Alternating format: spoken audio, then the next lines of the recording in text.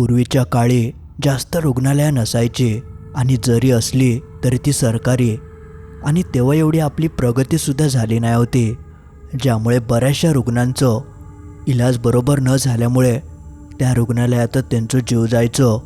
अशाच एका गावातल्या सरकारी रुग्णालयात असं काही एक प्रकार घडलं ज्यामुळे तर संपूर्ण गावच हादरान गेला. ही गोष्ट असा रायगडमधल्या भारजे या तालुक्यातल्या एका गावातली. मंडळी, तुमचा पुन्हा एकदा मालवणी बोको या यूट्यूब चॅनलवर स्वागत असा. मित्रांनो, आज मी तुमच्यासाठी आपलेच एक सबस्क्रायबर रश्मी यांनी त्यांचा एक भयंकर अनुभव आपल्याक पाठवल्याने असा. तुमच्याकडे सुद्धा असे काय अनुभव असतील तर त्या व्हॉट्सॲप नंबरवर माका तुम्ही ते पाठवू शकतास.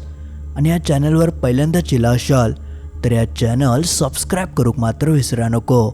चला तर मग वळूया आपल्या आजच्या ह्या भयंकर अनुभवाकडे.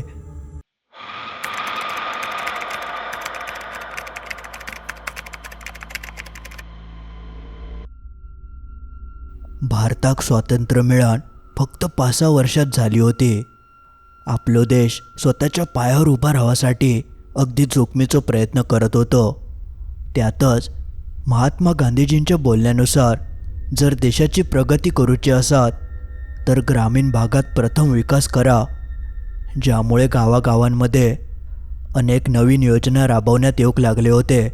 त्याच योजनेअंतर्गत त्यावेळी आमच्या गावात प्रथमच एक प्राथमिक रुग्णालय चालू करण्यात आला होता.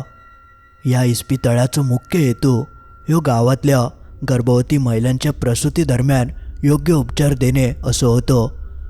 कारण गावाची पूर्वीची स्थिती फार बिकट होती.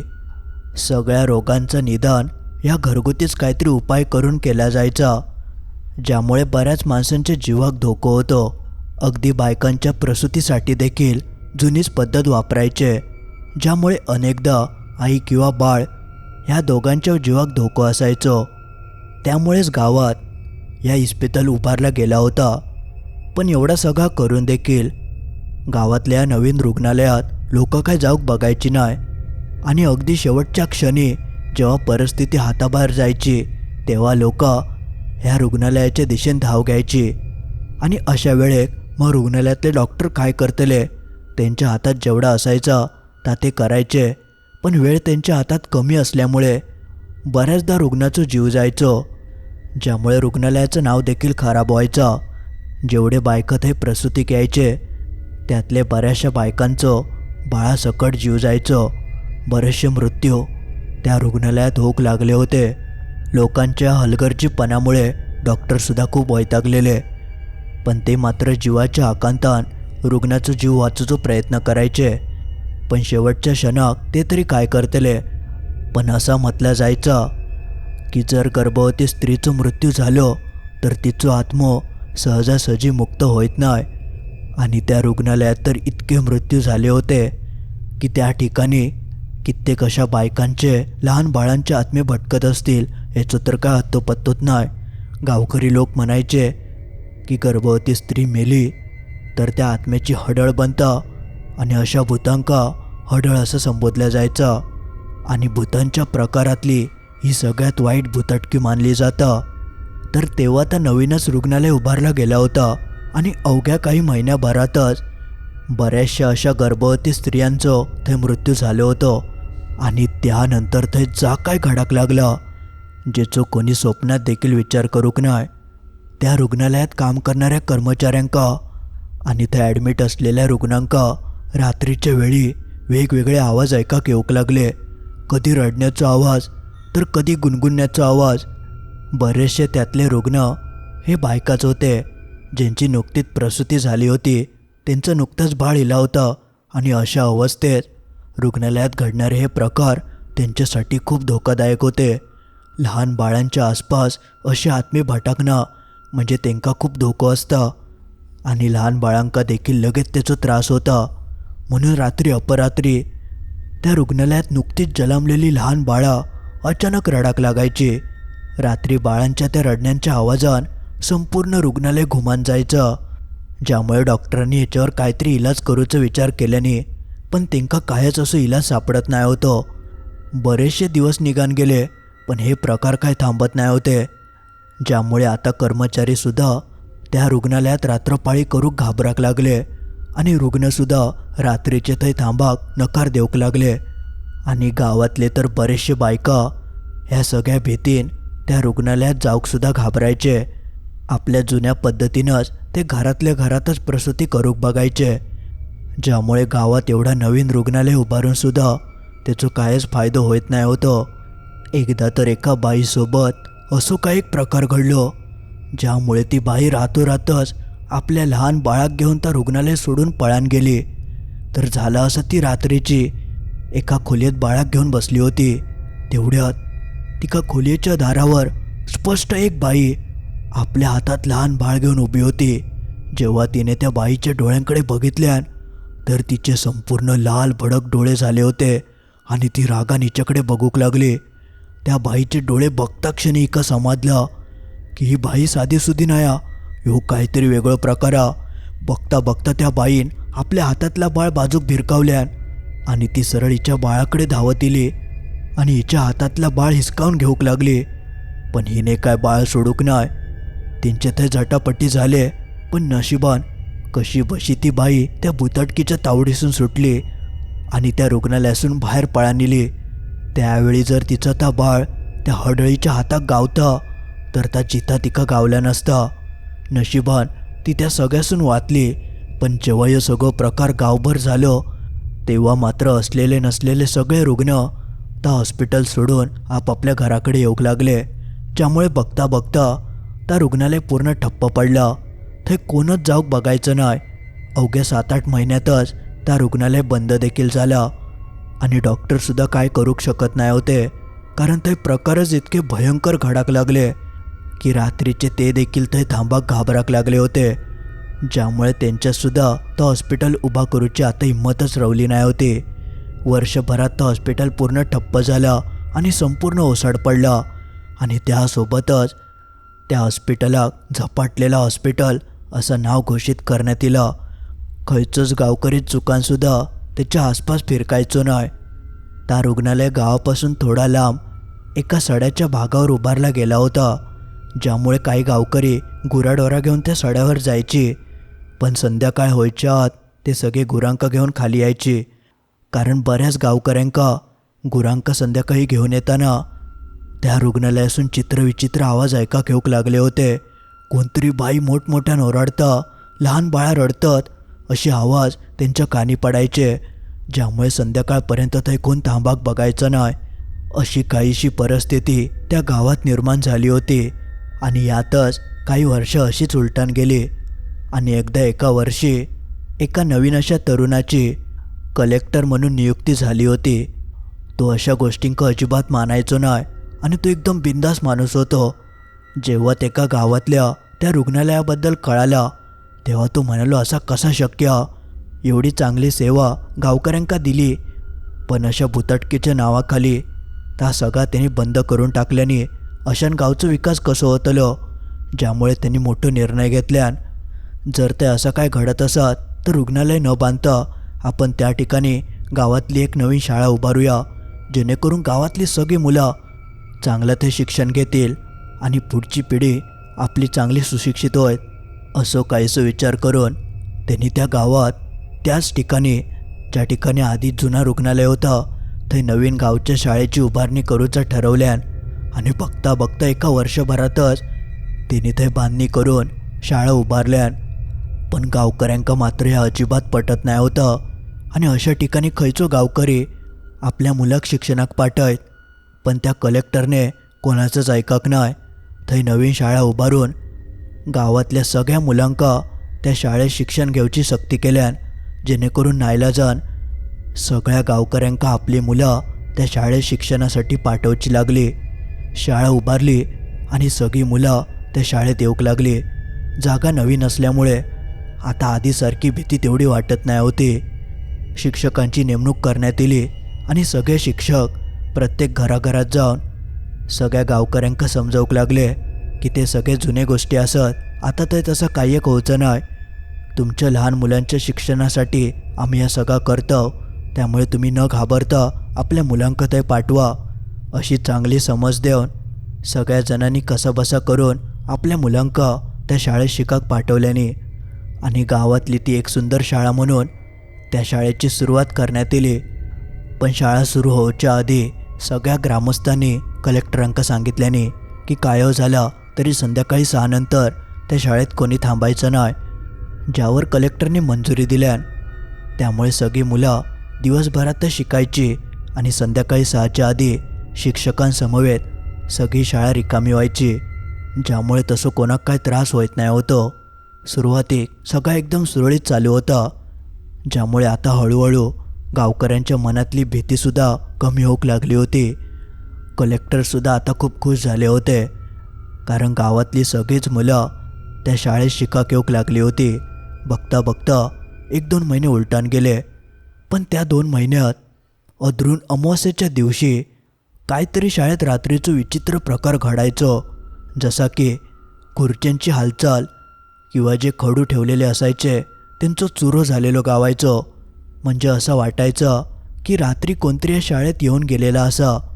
ह्यो सगळं प्रकार सगळ्यात आधी थंय काम करणाऱ्या शिक्षकांच्या निदर्शनात इलो. त्यामुळे त्यांनी लगेचच कलेक्टरांका सांगितल्याने पण ते हा सगळा मानणारे नाही होते. ज्यामुळे त्यांनी त्याच्याकडे दुर्लक्ष करून तुम्ही मुलांच्या शिक्षणावर लक्ष देवा, ह्या सगळा वाऱ्याबिऱ्यान होऊ शकता असं काहीसं शिक्षकांका त्यांनी सांगून शाळा चालूच ठेवल्याने. पण काही दिवसांमध्ये हे प्रकार वाढाकत लागले. आता तर अमावास्येच्या रात्री नाही तर खयच्याव दिवशी शाळेतलं सामान अचानक मोडलेल्या अवस्थेत सापडायचा, ज्यामुळे नवीनच बांधलेल्या त्या शाळेचा मोठ्या प्रमाणात नुकसान होऊ लागलं. खर्च वाढाक लागलो आणि हळूहळू मुलांकासुद्धा ह्या कळाक लागलं की काहीतरी शाळेत विचित्र घडतं. ज्यामुळे त्या ओसाड झपाटलेल्या जागेची जी आग पूर्णपणे मालावली होती ती आता परत हळूहळू आग धरूक लागलेली.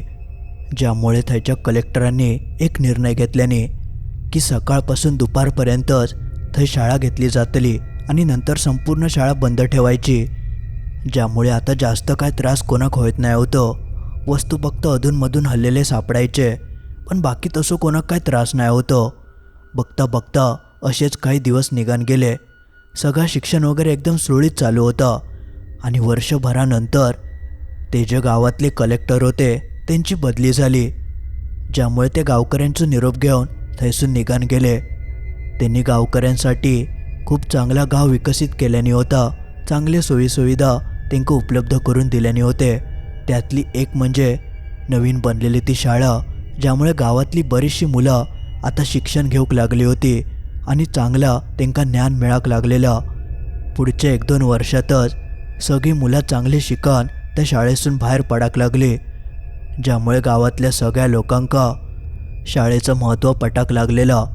पण त्याच काही दरम्यान असं एक काही प्रकार इतक्या वर्षांनी घडलो, ज्यामुळे ह्या जा काय गावातला चांगला वातावरण निर्माण झालेलं तर एका क्षणात पूर्णपणे विस्कटलं.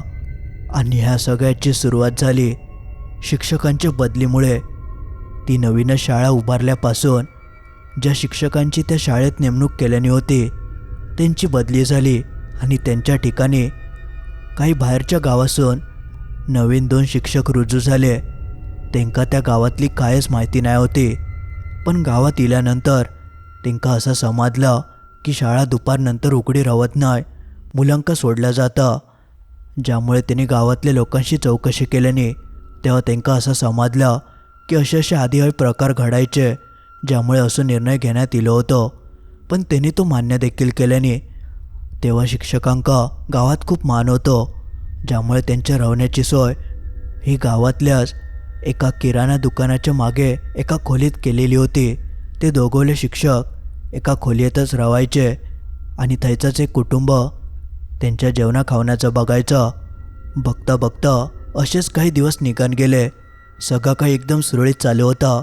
वर्षाच्या अखेरीस मुलांची वार्षिक परीक्षा येईल, ज्यामुळे पेपर वगैरे काढूचं होतं. तर त्या सगळं काम सुरू झालं. बघता बघता मुलांचे पेपरसुद्धा झाले आणि आता त्यांना मे महिन्याची सुट्टी देखील पडणार होती. पण सुट्टीच्या आधी एक महत्त्वाचं काम म्हणजे मुलांचं निकाल द्यायचं होतं. त्यांची प्रगती पुस्तकं तयार करूची होती आणि प्रत्येक मुलाक देवची होती, ज्यामुळे जरी मुलं आता पेपर देऊन सुटली असली तरी शिक्षकांका मात्र त्यांचे ते सगळे पेपर तपासून प्रगती पुस्तका पूर्ण भरून मुलांच्या हातात देवची होती, ज्यामुळे त्यांना आता काम लागलेलं. आणि ते बाहेरच्या गावातून शिक्षक केलेले असल्यामुळे त्यांकासुद्धा सुट्टीच्या दिवसात आपल्या घराकडे परत जायचं होतं, ज्यामुळे जेवढा लवकरात लवकर काम होईल ह्या हेतून ते आपल्या कामाक लागले होते. दुपारी शाळा सुटल्यानंतर देखील ते शाळेतच थांबून आपल्या सगळ्या लिखाणाचं काम करायचे. आणि बघता बघता अखेरीस तो दिवस इलो, ज्या दिवशी सगळं काम पूर्ण करून पुढच्या दिवशी मुलांचं निकाल जाहीर करूचं होतं. 2 शिक्षक आणि जवळजवळ 40 ते 50 मुलं त्यावेळी त्या गावात होती, ज्यामुळे खूप त्यांच्यावर ओझा होता. आणि बाकी गावात कोण शिकलेलं नसल्यामुळे लिखाणाचं काम तर अजून कोण करू शकत नाही, ज्यामुळे या दोघाच जणांवर तर काम पडलं. आणि निकालाच्या आदल्या दिवशी त्यांना कळालं की हा काम आता काय होणार नाही, आपल्या काय करून आजच्या दिवसभरात या काम पूर्ण करूचं, ज्यामुळे ते दुपारनंतर तर शाळेत थांबले. पण संध्याकाळी चाय वगैरे पिऊन इल्यावर ते परत शाळेत इले, कारण सगळे मुलांचे पेपर त्यांची सगळी केलेली नोंदणी ही शाळेतल्याच कपाटांमध्ये असल्यामुळे ते घराकडे जाऊन काय करू शकत नाही होते, ज्यामुळे ते संध्याकाळीसुद्धा आपल्या शाळेत येऊन काम करूक लागले. त्यांना गावकऱ्यांनी आधीच सांगितल्याने होतं की शाळा सुटल्यानंतर तुम्ही देखील आपापल्या घराकडे जावा, शाळेत थांबा नको. पण हे नवीन त्यांना जास्त काय अनुभव नाही आणि काम जास्त असल्यामुळे ते आपले थंय थांबले. तेव्हा काय गावांमध्ये लाईटी बेटी नाही होते, कंदील वगैरेच वापरायचे, ज्यामुळे रात्री उशीर होतलो म्हणून त्यांनी आपल्या घरातलंच कंदील शाळेत आणल्याने होतं. आणि त्या कंदिलाच्याच प्रकाशात उरलेल्या सुरलेलं सगळं काम ते पटापट आवरूक लागले. पण त्यांना ह्या माहिती नाही होतं की त्या शाळेत एवढ्या उशिरापर्यंत थांबणं त्यांना इतका पुढे धोकादायक होतं, कारण त्या दोघांका तर काडीची सुद्धा कल्पना नाही होती की त्या ठिकाणी नेमकं काय प्रकार घडतं. त्यांना तर असं वाटलेलं की हे जुने गोष्टी असत, आता थोडीच असं काय होतलं, म्हणून ते बिनधास्तपणे काळूक पडलो तरी त्या शाळेतच थांबून आपलं काम करत होते. आणि संध्याकाळी जसा काळ्या पडला तसा अचानक त्यांका वर्गाच्या बाहेर कोणतरी चलताना दिसलं. जेव्हा त्या दोघांनी बाहेर बघितल्याने तर पहिल्यांदा त्याला वाटलं की कोणतरी गावकरी वगैरे इलो असत, म्हणून त्यांनी आपलं आचूनच आवाज दिल्याने कोणा बाहेर. पण बाहेरसून कोणचो काय आवाज येऊक नाही. तेवढ्यात परत एक त्यांका भास झालो की कोणतरी दारासमोरसून चलत गेला. त्यांका कळत नाही होतं की कोण आपली मस्करी करतं, म्हणून त्यातलं एक शिक्षक उठलो आणि बाहेर जाऊन बघूक लागलो. पण शाळेच्या पूर्ण पॅसेजमध्ये ते का तर कोण दिसक नाही. दोघांका भास कसो काय होय, ज्यामुळे ते म्हणाले कोणतरी नक्कीच जो आपल्याक भियोग बघता. पण कोण आता दिसत नसल्यामुळे त्यांनी त्याच्याकडे दुर्लक्ष केल्याने आणि ते आपल्या परत कामाक लागले. 5-1 मिनिटां त्यांका दारात स्पष्ट एक बाई आपल्या हातात लहान बाळ घेऊन उभी असलेली दिसली. त्यांनी पटकन बघितल्याने तर एक बाई असा. त्या बाईक बघून हे दोघोले पटकन उठले आणि म्हणाले, अहो तुम्ही काय करतास, शाळा आता बंद असा, मुलांच्या निकालाचं काम चालू आहे, तुम्ही हे कशा केलास. त्यावर ती बाई जा काय बोलली त्या ऐकून ह्या दोघांच्या पायाखालची जमीनच सरकली. ती बाई या दोघांका म्हणाली, माका या बाळाक या शाळेत घालूचा, तुम्ही याचं नाव नोंदून घेवा, माझा बाळ शिकांदे अशी माझी इच्छा, याका शिकवशाल ना तुम्ही. जेव्हा ह्या दोघांनी त्या बाईच्या हातातल्या त्या बाळाकडे बघितल्याने तर यांचे डोळेच फिरले. नुकताच जन्मलेला 1 दिवससुद्धा झालो नसत इतक्या आता लहान बाळ होतं आणि नुकतीच प्रसूती कशी होता तशा अवस्थेत त्या बाळाक घेऊन ती बाई इथे उभी होती. ता बघून हे घाबरले. पण त्यातल्या एका मास्तराने हिम्मत करून म्हटल्यान, अहो बाई, एवढ्या लहान बाळाक शाळेत कोण घालता, जावा तुम्ही घराकडे जावा, बाळ मोठा झाला की घेऊन येवा, मग आपण एका शिकवूया. असा काहीसा तो मास्तर म्हणालो. पण ती बाई ऐककच तयार नाही. ती तर बाळ घेऊन पुढे पुढे चलत इली आणि तिने आपल्या हातातला ता बाळ त्यांच्या समोरच्या लाकडी टेबलावर आणून ठेवल्यान. आणि जेव्हा त्या दोघांनी त्या बाळाकडे बघितल्याने तर त्या बाळ काय जिवंत वाटत नाही होतं. त्या बाळाचं तर मृत्यू झालं होतं. त्या बघून तर यांचे हातपाय थरथर कापाक लागले. बघता बघता तेंका अजून एका बाईचा आवाज ऐका केलो. जसे ते वळान बघतात तर एक बाई कोपऱ्यात बसन मोठमोठ्यान रडाक लागली. तिच्या समोर सुद्धा तिचा बाळ होता. दहा बघून हे चांगले चक्रावले. बघता बघता खैसून खैसून बायका येऊक लागले. त्यांच्या खिडकीच्या बाहेरसून मोठमोठ्यान बायकांच्या रडण्याचं आणि बाळांच्या आरडण्याचा आवाज येऊक लागलो. दहा सगळा भयंकर दृश्य बघून ह्या दोघांची तर दातखिळीत बसली. काय करूचा कळत नाही होता. ह्यो नेमको काय प्रकार हा? इतके बायका आणि ही बाळा इली खैसून? बरा बायकांचा तर रूप बघून तेंका क्षणातच कळालं की हे साधे सुधे नाहीत. ह्यो काहीतरी भुताटकीचो प्रकार हा. जेव्हा तेंका या समजलं तेव्हाच त्यांनी सगळी आशा सोडून दिल्याने तेंका कळालं की आता आपलं काय खरं नाही.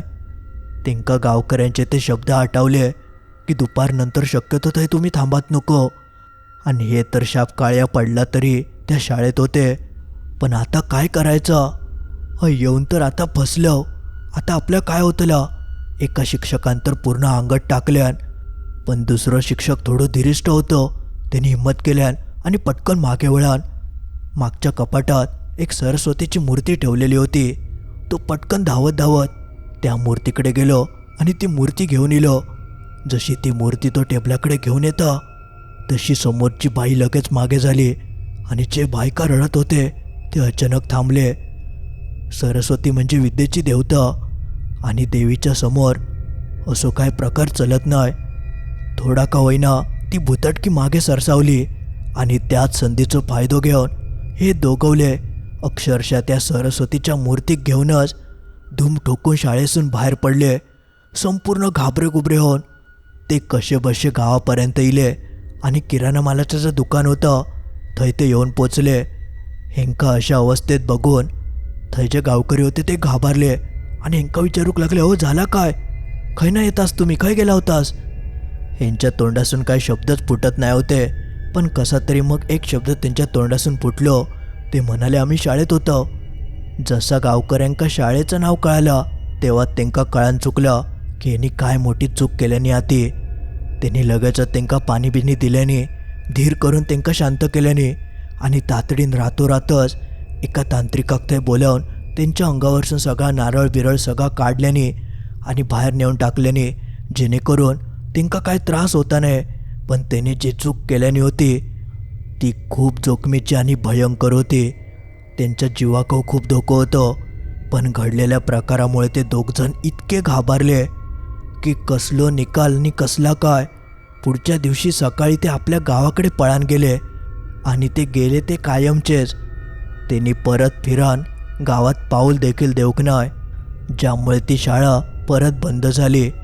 पण गावकऱ्यांका शाळेचं महत्त्व कळालं होतं, ज्यामुळे त्यांनी ग्रामपंचायतीत जाऊन पाठपुरावा केल्याने आणि आपल्या गावच्या घरांच्या जवळ एक नवीन शाळा उभारूची त्यांच्याकडे विनवणी केल्याने काही वेळातच त्याची मंजुरीसुद्धा इली आणि गावाच्या जवळ एक छोटी पण नवीन शाळा उभारण्यात इली आणि थंय नवीन शिक्षकांची नेमणूक करून थंय मुलं शिकाक लागली.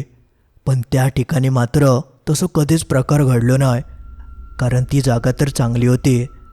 पण तेव्हापासून ती जुनी शाळा कायमची बंद झाली.